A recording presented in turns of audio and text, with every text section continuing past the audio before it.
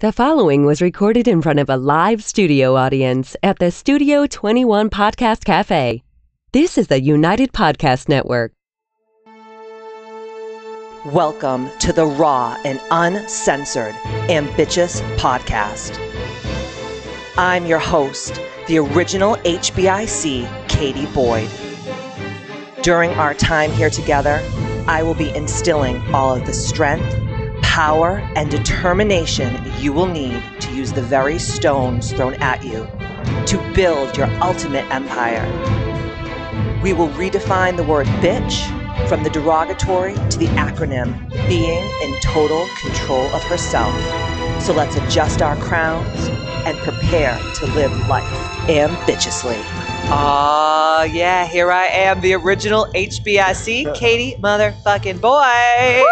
I love how my guest screams for me. Thank you so much. I really appreciate it. And over here is my one and only pimple on the ass of society. Oh, thank you very much, babe. Matt Babine. Yes. No one clap for him. Nobody. And in the middle is my great friend, Justine Beauregard. And I've known Justine for what, like 5 or 6 years now? Yeah.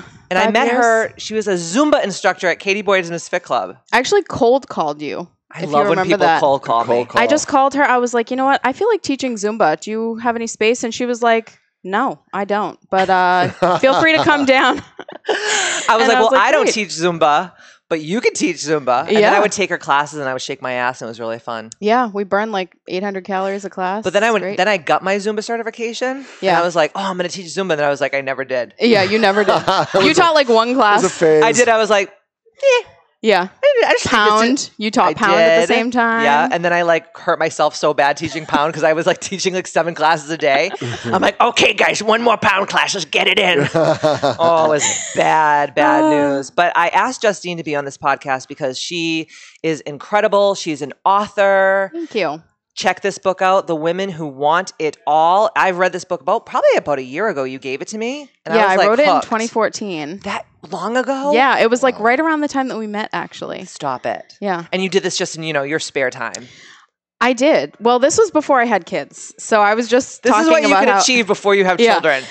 You know what, though? It's not far off. I have to say, like, I wrote this before I had kids, and I have people ask me all the time, are you going to write a second book? And I was always like, no. And then I'm like, maybe I should now that I have 2 kids. Because it's a totally different perspective, right? It definitely is. I didn't know anything about parenting when I wrote this book, so... I still don't, but no, you know. No, I'm just kidding. Your children are gorgeous and you're the best mother ever. Thank you. And you actually hold children, unlike I do. I do. I hold lots of children. People give me kids and I'm like, what the fuck do I do with this thing? I'm going to break it. No, you did great. I'm not very motherly. You're breaking my bones. You're breaking I could be breaking their bones and I don't even know. It just comes natural. Does it? Yeah, it does. I don't think so. It does. Kristen just goes, no. I think it does. I think I've been a mother to so many people in my life. Yeah, that you're very nurturing. I'm exhausted. You know what? It is maybe exhausting. You can. It doesn't get any less exhausting. No, it doesn't. I'll have more coffee, and this could be a whole situation. But you have some really cool news, other than the fact that you're an author. Yes. But you have some really cool stuff going on because you left your job. Yeah. To start your own company. Well, first of all, I want to say. I know. Let's please. Thank you very much. Shout out to Katie Boyd because. You are a life changer. Ooh, seriously. Tell me more. No, I know. She's like a baby. She loves a compliment. But the thing is, though, you were ambitious before you knew it. Yes. And I was ambitious before I knew it. Right. And you didn't know what to call it. And there was no name for it. Well, they did. They just called you a bitch, but it was derogatory. Yeah. And we flipped that shit around. Perfect. Yeah. And actually, the line on the back of the book, the first line says, this is the perfect book for ambitious women.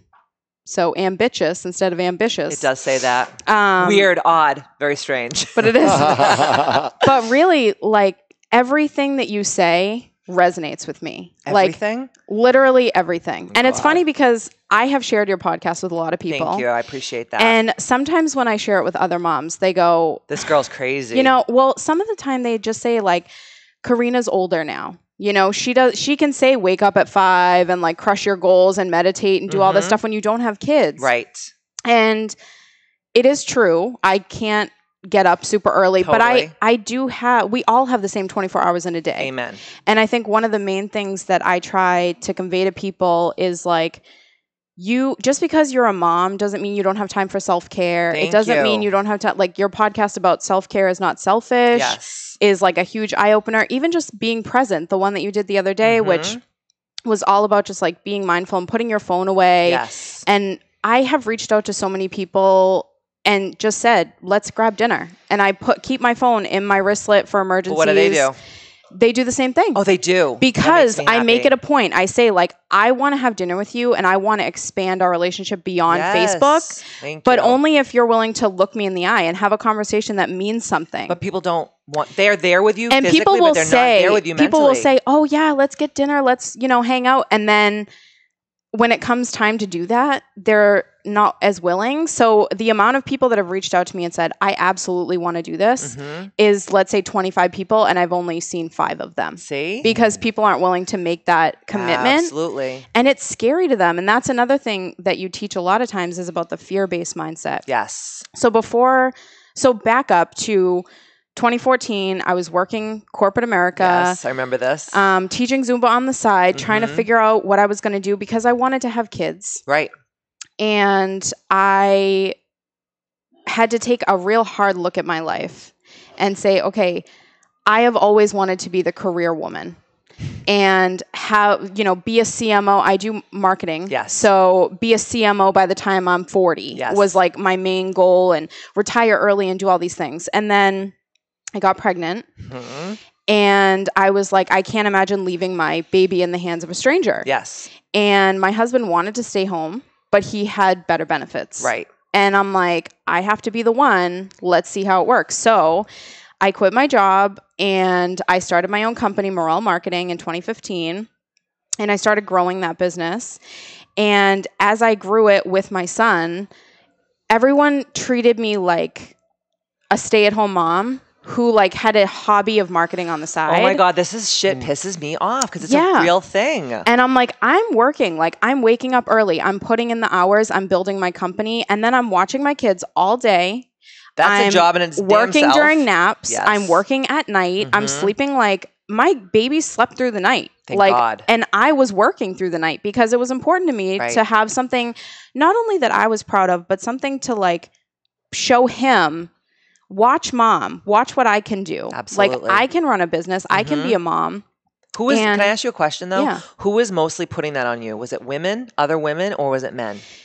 It was mostly people who were jealous of me. Really? And it didn't matter the gender. So it didn't matter really. the gender. It was just kind of like, who is she to be able to be home with her kid and have a successful career and, own a beautiful home and have all the things that she wants in life? Like, they weren't willing to put in the work. And so many times, like, this comes up, you guys have built such incredible brands around your name, but like you always say, you can't compare your middle to someone's. Oh my God. Like right now. Absolutely. Like you have been at this for 20 plus years and people come in and they think like overnight, and this is a lot of millennials too. And I'm on the upper end of the millennial generation, but basically a lot of times I see people go, and I'll talk to people who will say, I want to just build this brand and I'm going to have 100,000 followers overnight and I'm just going to do all this crazy stuff.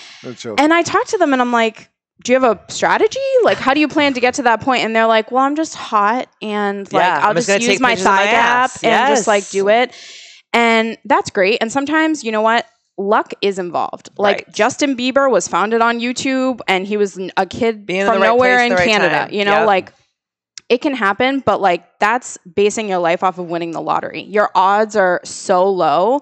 Like you have to take control of your life and make stuff happen. Yeah, and as I had my second baby, it was just like, okay, so now I have 2 kids. I have less time. By the way, Justine has a second baby because of me. I just want to throw that out there. Oh, yeah. So I got pregnant the night after a sound healing at Katie Boyd's Misfit Club. And I'm an aphrodisiac. And she is. I love a good sound healing. You know what? Because I said to her, I had been trying for like 15 months to get pregnant with my second baby. And I'm like, it's just not working. And we were talking adoption. I was like, lay right in front of this pink bowl. Yeah.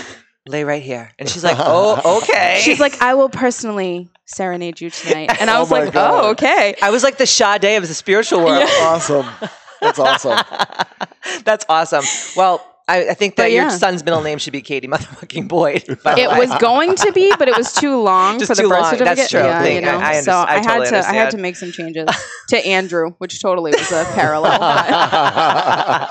But it's so true about the whole thing with marketing and social media and everything. People come to me all the time that want to do like my mastermind, and they're like, "Well, tell me how many followers I'll have by the end of this mastermind." I'm like, first of all, I am not your social media fairy. Right. You actually have to put in the work. You have to have, like you said, a schedule, a marketing plan. Like, what are you doing? You can't just, well, like I always say, there is a seat for every ass. So if your ideal client avatar are scumbag guys that want to look at your boobs, then, and you have 1 million followers, that's going to be what you do. But that's not who we are. Right. You know?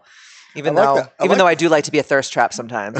You are a thirst trap naturally. Wow. Matt has I'm feeling like the space is closing in between you two. And Matt's boner just poked me behind Justine's back. Congratulations for that, by the way. Yeah. Nasty. Yes, well, it has been All right, Big Bernard. Go on with your question that's frivolous and means nothing. No, this is a really good question. Okay. Actually, it's a statement, and I'm complimenting Miss Justine on, but you won't let me say anything. And go. Okay. Because she doesn't want anyone to compliment but her. Yes, true. No, I am a narcissist. I like it when you were talking about how the millennials think everything is going to happen overnight. And it was funny because Katie and I were talking about this morning or last night. I forget. We talked so much. And unfortunately, she was saying they think everything is wrapped up in a half-hour sitcom or a scroll. Yeah. Where it's like, oh, they got the beginning of the business, they have the middle of the business, and the end of the business, they're already millionaires. No, years and years and years of hard work, training, working hard. And I think that's why people get jealous, because you are actually taking the actions that are pushing you in that direction. Yes. I mean, actually, this year... And you wrote a book. Which is huge. I not many people can say that. So many people say they're going to write a book, and they never write a book. And I know how hard it is to write a book, because as you know, I've been writing Ambitchious, and let me tell you, like, anyone that takes on a book, it's like, you're a sick fuck. And writing, I write the way that you wrote. Like, I said to myself, I'm not just going to be a statistic of people who say that they're going to write a book and then don't do it. So I made the time every single night. You should have seen my husband, because he goes, this is no longer a hobby for you. This is a business. It's an obsession. And because I said every night from dinner, this was before we had kids. So every night from dinner until 11:30 at night, I wrote. That's what I do. And I didn't watch Netflix. I didn't watch Hulu. I didn't do anything like that. I sat down and I wrote. And I took breaks. Like sometimes I was like, you know what? I'm not feeling inspired. I'm not feeling writing right now. You can't force yourself to write either, because that's not healthy. So that's not like, it wasn't like every night, day in and day out, without question, I'm writing this. But I made the time for it. And I think a lot of people aren't willing to make the sacrifice. They're not willing to give up their show on Netflix to go write a book. They're not willing to give up their time, like drinking with their friends to like live a healthy lifestyle. And even like the moms that you said that, you know, you introduced the podcast to, and they're like, well, she doesn't have little kids and all this stuff. Yeah. Those are the same people that post on Facebook all fucking day. Yes. That shop at a mall all fucking day. That do literally, and I'm not saying like all your friends are like that, but I'm just saying like usually. And these aren't my friends, by the way. Like, I mean, I share it with people who aren't just my friends. Hey, motherfuckers.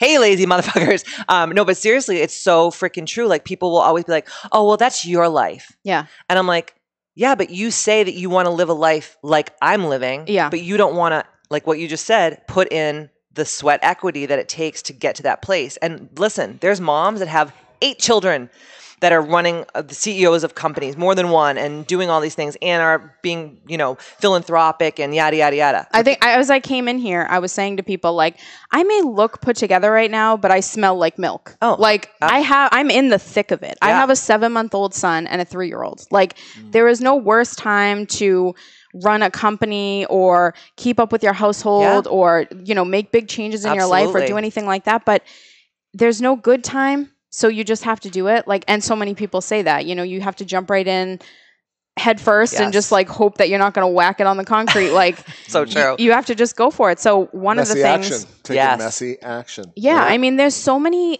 BS excuses for moms. Like everybody, you know, I don't have time. I read this post the other day and it infuriated me. This woman said like, you guys, like she was totally playing the martyr. You guys, I haven't showered in 3 days because I've just been snuggling my baby because he was sick, and there was no time for me to even go to the bathroom. I don't think like that's I haven't left my couch, and I'm just, and everyone's like praising her. Oh my God, you're such a great mom. What a beautiful story. Like, oh, you love your kids so much, and I'm thinking, and I look at my husband and I'm like, honey, this person has no idea. Like, she has never been on an airplane where they tell you to put the oxygen mask on yourself first before your kids. Like, I struggle with that. I want to save my kids first, but like, you need to make time for you. Self-care is not selfish, is like one of the main things you've taught me. And I go for regular massage. And people will say to me all the time, they're like, how do you do it?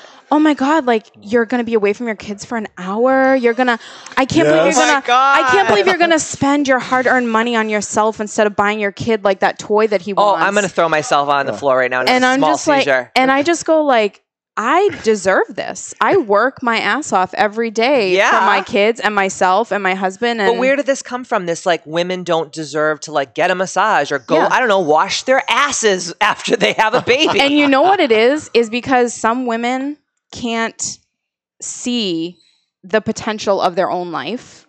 They live in that fear-based mindset. Yes. And they care too much about what other people think. Like, if I go for a massage, then that means that I don't care as much about my baby as the woman who spends 3 days on her couch and never gets up to take a shower. I think it should be flip-flopped because I think if you're not taking the time for yourself and you're not filling up your cup, you're actually not fully being the most present, awesome mom that you can truly be. Yeah. You and know? I mean, like, there are times where I have, like, so I work in marketing consulting. I have clients that are on the West Coast. I have clients in Canada and internationally. And when I work with them, like, sometimes they have an inflexible schedule. And because my schedule is more flexible, I'll take calls at 7, 8 o'clock at night. Yes.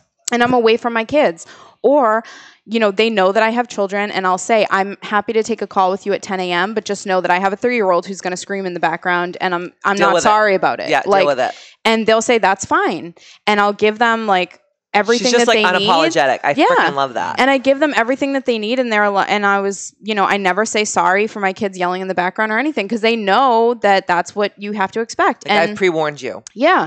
And they made never it a must, right? You made it a must. So a lot of the women that are like so-called criticizing you or whatever, they haven't made their business a must. They're like it's an idea or a someday or maybe I wish it's a side hustle. I could or you know, I really should do something, but I don't really, you know, they don't really want to. You said, okay, I'm going to be doing this with my business. I'm going to be an unbelievable mom. I have enough, you know, I can do it all. And you know what's funny is like, I just launched a second company this month. Yes. And I can't wait to talk about this. And really getting into it. But it's funny because everyone says like, oh, it's not a good idea to run a business when you have small kids. Who says this?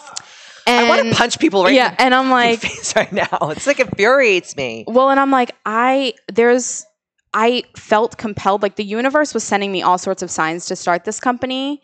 And I'm like, I have a 7-month-old. Do I really have time? Let me take a look at my schedule. Let me take a look at my goals. Let me create a strategic plan, follow my own damn advice as a marketer. Like, how am I going to get the word out? How am I going to build this? And came up with a plan and said, you know what? It's doable. And you look at people like, okay, so you run companies, you build your brand, you have a podcast, you are a writer, you do all this stuff, and we both have the same 24 hours in a day. Right. Like, Matt runs multiple companies. He has, like, you guys have kids. Like, everybody has stuff going on. But people will say, well, Karina's 21 now, so you don't have to worry about her. I'm like, I've been raising her since she was 13 years old when I had to teach her all like the girl stuff and teach her how to drive and all her proms and getting her into college. I mean, some of that is like the most important parts of their lives. And even it's now. fragile at 13 years old. God. I mean, you know, as a young especially female. Karina. Yeah. She was, and she's a wonderful kid. She's the best. I love her. But at 13, she was like fragile. Yeah. You know what I'm saying? They're all. Oh my God. My 3-year-old's going on 13. I'm like, oh my God, what's your problem? It's crazy. But you know what though? She still needs your attention. She still needs your energy. She still needs your love. Like, it doesn't mean that, okay, so you're not like running around with a stroller and a car seat and trying to lug all this stuff and doing crazy things that I'm doing, but you're doing other things. Like, I'm also not running a podcast and like building, I'm building 2 businesses and raising 2 kids and being a wife and a sister and a daughter and a friend, a friend and all these different things. And I have literally my list of hobbies, I say this all the time, is as long as a grocery store receipt. Yep. Like, I have so many aspirations. I have so many things I'm interested in. And the key is the book is to the women who want it all. Yes. And that doesn't mean that you can have it all right now. Absolutely. But you can have it all. Like, I tell people all the time, I am not happy all day, every day. No. But I'm happy every day. Yes. Like I live a life that I've designed for myself 100%. that makes me fulfilled and brings me joy. And are there times where I scream at my 3-year-old and say, stop jumping on the couch, you're going to hit your head, or, don't poke your brother in the eye, or whatever it is. But at the end of the day, we're all in it. We're all doing it. We're all making it work. We all have different circumstances. And I don't like the keeping up with the Joneses mentality that everyone has of like, well, you have this and I want that. And I want that too. It's like, come up with your own damn goals. Thank you. Have your own aspirations. Stop trying to build off other people. Like use them to propel you, like learn from them. I take the Ambitchious principles and use them in my life, but not in the same way that you do. Absolutely. Or that Jill or Kristen do or anybody else. Like I do it the way that works for me. Right. And one of the biggest things was like right around the time that Ambitchious really started like coming into play, I actually stopped talking to my father and my grandparents and my best friend from high school. And it wasn't because I know nothing of that. Yeah. And everyone was like, I can't believe you're just going to like cut people out of your life. But it wasn't like they were reaching out to me either. You know what I mean? It's like they weren't pushing to keep that relationship alive either. Stop being the first one to text or the first one to call and see how real shit gets real quick. And you know what the thing is? Like, I have no ill will toward them. Right. I don't It either. was just like, you know what? You don't fit into the way that I'm like running my life right now. Like I am doing things with very much intention of how I'm raising my kids and the examples that I'm setting and the energy I'm surrounding them with. And it doesn't mean you don't love them. And that's another thing I wish too. you well. Absolutely. And do your thing and, whatever that is, but it just doesn't fit into my world right now. Like the Matt's conversation. looking at me. He's like, Justine's a fucking gangster. He just gave me like the eye. I was like, this is awesome. I'm like, I was like, numero uno, Ambitchious. One over here. Yeah. I'm very proud. That is awesome. That is not easy to do. But but you know what? Awesome. It is easier than you think. Like I actually just said to my husband last night as I was cooking dinner, I'm standing in the kitchen and I was making something that my dad used to make for me all the time. And I said, you know what's weird? I haven't thought about my dad in like at least 6 months. Wow. And how weird is that? Like, how sad is it that he wasn't even a thought to me? And like, I can't imagine not being a thought in my kids' lives. But people think just because someone's your blood means that they have to be forever. And it's you don't. No. And you have your own family, which is the actual order of things, right? So some people are like, well, I have to pay attention because it's my mom, and I have to do this because it's my dad, and you're just going through motions because other people tell you that you're supposed to do that. Right. You actually did what you were supposed to do. Take care of your family, take care of your husband, take care of your home. Number one, taking care of you. And while this all was happening, first, so you can take care of other people. And while all this was happening, I had conversations with my mom and my sister and people who were important to me, and I said, listen, it's been gradual, but I have shifted a lot in my life, my priorities, my goals, my dreams, and the way that I conduct my own personal self. I'm not the Justine that I was when I was 15. Like, I am a grown-ass woman. I have different goals. I have kids now. Like, I'm a different person. I don't go to the clubs and like do all that shit anymore. Like, I am a grown person. Matt still does. I'm in my 30s. I still go to the clubs. We were in the clubs in Montreal, but go ahead. Well, you know what? The clubs are fun. And you should make time for a night out.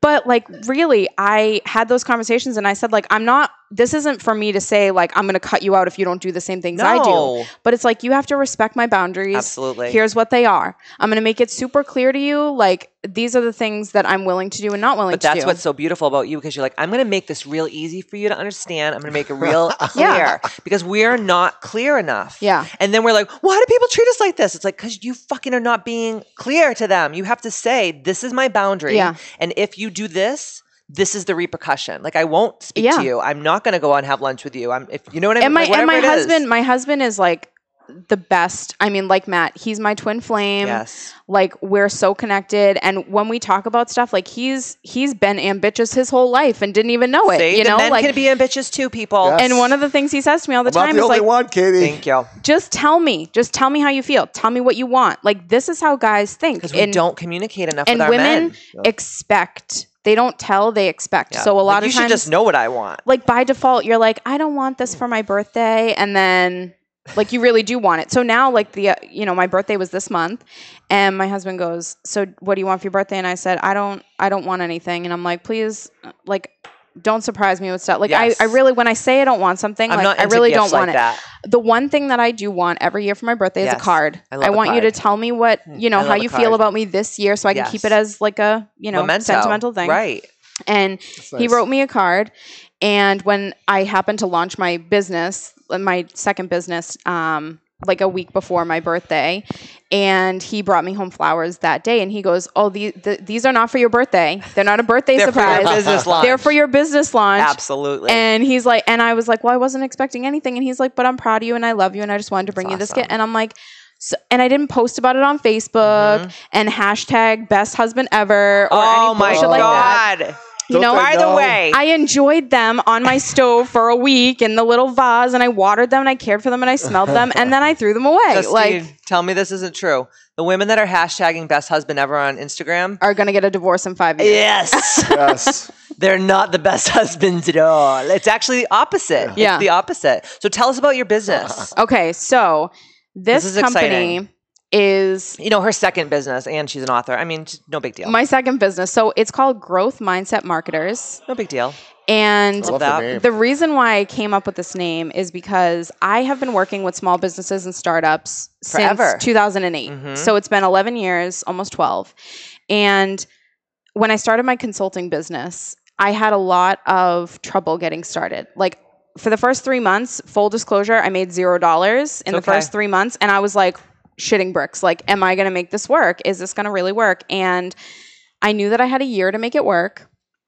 And so at the 3-month mark and I made no money, I hired a coach. Good girl.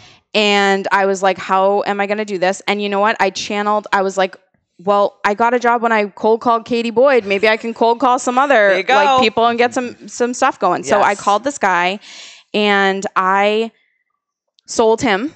He was my biggest client, my only client to start. Cold calling. And and this is like old school. People don't do this anymore. They don't pick up the phone. But, I do. But he picked up. I signed him on. And within the first 3 months, I made him a marketing plan. Within the first 3 months, he went from $3,000 of revenue a month as a side hustle to making $70,000 a month, implementing everything like to a T that I told him in the marketing plan. 70,000 people, not 7,000. 70,000. And I was like, holy shit, I'm good at this. Like, okay, I can help people build a brand. Yes. And you know what? He referred me to somebody else. And that's how it works. I found another client the same way. She kept referring me to people. She's now my biggest client. That's awesome. And I've grown my business. I've never had to market my own business, which was a blessing and a curse at the same time because I never had to use what I was doing to grow my stuff. Same. And so what I ended up doing was I had a bunch of people come to me and say, I want to work with you. I run a small business, but I don't have a huge budget for marketing. Yes. And everyone that's like offering coaching and marketing help and all this stuff is charging an arm and a leg. Absolutely. Like it's crazy. So I was like, how can I now like 8 people had reached out to me and asked me for this and I didn't have anything to give them. Yeah. And I was thinking like, my time is so limited with my kids. Like, how can I shift my business model and appeal to more people and offer more services without costing an arm and a leg? So I developed Growth Mindset Marketers, which is a subscription-based community. Virtual. It's fully virtual. So there's a private Facebook community. Love it. And that's where I go live once a week, sometimes more, about certain topics that are, whatever is on the docket for that month. So like August is all about creating your ideal marketing schedule. Love it. So I do video trainings. I do downloadable PDFs and workbooks. And I do this, and I run this community, and I have 5 women in it right now, having just launched, and they're all over the map in terms of what they do. Like one's a fitness coach, one's a virtual assistant, one's a virtual bookkeeper, and they're all in the group. And basically, it's a way for them to get the tools and templates that I spent the past 11 years developing. That's thousands of dollars worth of content. Yes, and for $29 a month. That's which amazing. Is basically, it equates to 82 cents a day if you subscribe for the year. I love it. And because I'm a marketer and you know me, I follow in Katie's footsteps. Thank you. I'm offering $10 off your first month with code KBMFC. Love it. After this podcast. So anyone that's a small business owner or solopreneur, you can get $10 off your first month. And what I really want is for people to, I want to build the community because that's what I feel is the most valuable. Like as you've built the Ambitchious community and people rely on each other and you have your peer groups and that's elevated you. Like huge. I don't want to be the only one. Like I'm not going to stand on my soapbox and tell everyone how to run their businesses. Yes. And the one thing that I say to everyone that comes in that I've said to these 5 women so far is I'm not telling you anything you don't already know probably, but I'm synthesizing the information in a way that works for you. Absolutely. And I'm giving you actionable advice about your business in the Facebook Live. So you need to show up. Yeah. Like if you're paying for this membership, then you have to commit. You have to build your business. Like I'm not here to build everyone's business. You can give people the tools, but you can't use the tools for them. Yeah, you can bring... You can't puppet master them. And that's not healthy. Yeah. That's not healthy as a leader to always be like, what are you doing? That's not good. And you don't want someone staring over your shoulder. Like you have to be the one who says, here's everything you need. I will tell you how to get there. Yes. I will show you the way. You got to work But you have to walk the trail. Absolutely. I love it. Thank you so much for doing that for all the ambitious girls and boys out there. Yeah. Yes. I know there are a lot of men. So where can people find you after this podcast? Growth Mindset Marketers. There's a Facebook group to the women who want it all. Yes. Growth Mindset Marketers is on Instagram. I have Mirelle Marketing too, but Growth Mindset's really where I want to focus. Your main platform. Yeah. I love it. So it's on Instagram and Facebook. Thank you so much for being on. It means the world to me. Thank you so much for having me. Oh my God. Thank you all for listening to the Ambitchious podcast and being crusaders to the Ambitchious movement. And like I always say, see you next Tuesday. Woo. Good job. Yeah.